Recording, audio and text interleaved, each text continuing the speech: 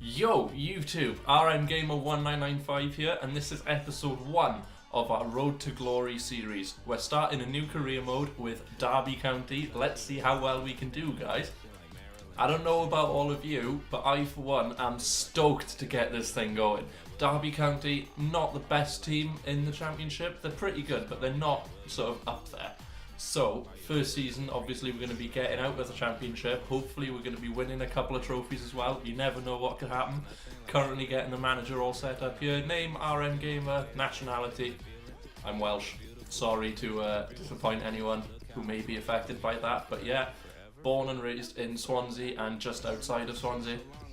And of course, once you start a Road to Glory account or just any sort of career mode in general, the first thing you've got to do is a lot of groundwork with your squad. Obviously, you've got to find out what players are best in what positions. We're just setting the difficulty here. It's got to be legendary. You can't have it any other way. You've got to go and make it as hard as you possibly can so that when you achieve success, it feels a whole lot better. It does this every time you go to start a new career mode. It downloads the latest updates. Even if you do one the day after and there are no transfers or changes, it always downloads the updates. Advancing to the invites we've got for the pre-season tournaments, you know, you don't have to pick one, but you really should, because it lets you get to know your squad.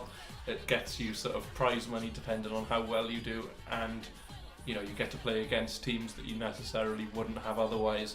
So you get to sort of get to know other teams from around the world.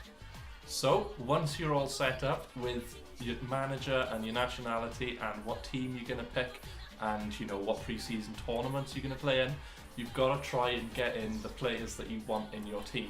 So, you know, there are a few examples that I would like to try and get with Derby if I can. Those include Kyle Bennett, the left midfielder from Portsmouth. He's not sort of a player everybody knows as a young prospect. You know, he's 25, but I've played a few games with Portsmouth and in kick-off, and he is fantastic. Yuri Tielemans is another player you should try and get. He plays for Anderlecht, 19-year-old centre midfielder. Very, very good player. He's very similar to Yaya Toure, but cheaper and grows to be better if you want him to. And then you've got Nicolas Sula. He's a very, very good centre-back from Hoffenheim he plays for. And, you know, he's got the sort of positioning and the technical knowledge already there, and he's very young as well. Bartłomiej Dragowski, I don't know how you say his name. Goalkeeper, he's very, very good. His growth is right up there with some of the best players in the world. Get him if you can.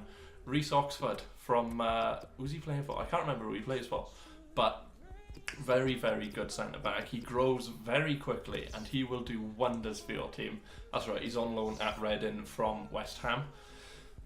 So get those players if you can. And of course there's a left back, Jose Gaya. He plays for Valencia, I think he is. He's a very, very solid player as well. And then one more player, just to sort of get a new player in every position on the pitch. Kelechi Iheanacho from Manchester City.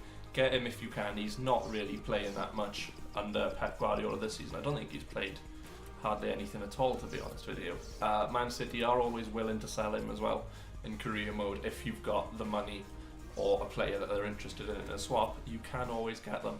So what you want to do, once you find the players you want, you've just got to inquire about them at first, because there's no point putting a bid in unless, you know, the team says they're for sale, or they give one of the options where, you know, you could get them if you wanted to and put effort into it. But always just inquire first, because they get back to you within a couple of days. Once you've done that, then you pick out the players that you want to improve in your team through the training, which is very, very overpowered. If you don't train your players in career mode, even if you just simulate every training drill, you know, you're going to be missing out. Always, always train your players, especially the ones with the sort of green icon with an arrow next to it. Those are the promising players. Those are the ones that when you train them, their stats are going to fly up. And they always tend to be quite young as well. So it is well worth doing it, because within a couple of seasons you could turn a 64, 65 rated player into a high 90s player if you put the effort in with them, give them 5 drills a week. But then of course, you know, other players are going to be missing out. So there is a bit of a drawback to that. So, you know, always, always train your players if you can.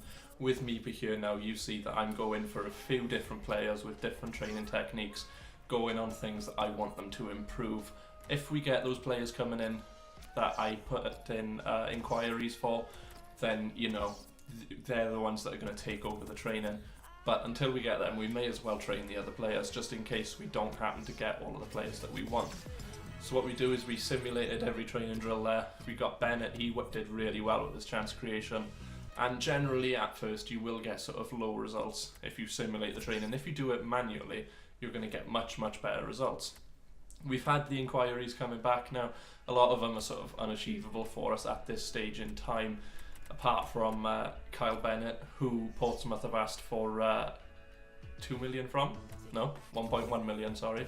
So we're going to give them a swap offer. Scott Carson, he's not going to play with us, he's too old. We're building a team for the future. So we're giving them Scott Carson for, he's got a value of £2 million. So the chances are that they are going to accept him as part of that offer. So once that signature has gone and we have put in our offer, I'm just going to go through the rest of them, just scanning through them, getting rid of the little notification you get saying you've got mail, and we're going to go into our first game in the European Cup that we entered. Reece Oxford, they've come back and said he's on loan, we're not open to any negotiations, We're not going to be able to get Reece Oxford, which is a shame. We'll have to get him next season if we can. Just going through the team there, you can see the team that I'm running. I made a couple of changes. We've got 2 central holding midfielders, and we moved the cam forward, so he's playing as a centre forward, and we put Vijka, or whatever his name is there. He's actually pretty good. He gets a goal in our first game, which you're going to see now. We're playing against Varagem, or Varagem, however you say it. Just picking the kits, going through into the game. You saw that, legendary. We're not making it easy for ourselves. And these are just the highlights from the game that I've put together. It was a very, very dull game, to be honest with you guys. You had a nice cheeky little nutmeg there. Varagem were just passing the ball around. This is the first goal that you're going to see now. They get a little thing going together, nice passing it around the centre midfielders. Puts a long ball through to their left mid, Anderson, or I can't quite see his name there. Keeper gets the ball. Tommins, who I didn't know was only 24, 25, I thought he was a much older player, but he makes the run there. You see Vydra making the run. Tommins puts a lovely ball in, little ball roll, does the defender, puts it in the bottom corner. And to be honest guys, that was the only really entertaining thing from this match. It was a nice move by Tommins. He sent the centre forward free. Nice little ball roll, just gets it past the defender, sticks it in the bottom corner. But that was really it from the game. And to be honest with you guys, I was a little bit disappointed with the game. I was hoping it would be a really, really fast-paced, free-scoring match that we'd get to open our career mode on. But no, it's a 1-0 win in the European International Cup. Can't really complain. There's only 3 highlights. This is the first one, which was the goal that you guys saw. And I wasn't going to edit the entire game into short clips because there was nothing really to see. It was just a lot of passing, trying to score, getting tackled, the other team tries it, they get tackled, and so on and so forth. There was literally nothing there. This was our best chance of the game apart from the goal, and it was an easy save for the keeper. It was a very, very dull game. So, game's finished, we're going back into the menu now, we're just simulating the training again. And that's going to be it for this first episode, guys. It's just one game and a quick introduction to what we're going to be doing on this Road to Glory. I hope you guys have enjoyed it. If you have, please do like the video and subscribe. Follow me on all my social media, the links are in the description. Thank you for watching, I really hope you stick around, and have a good one guys. Bye.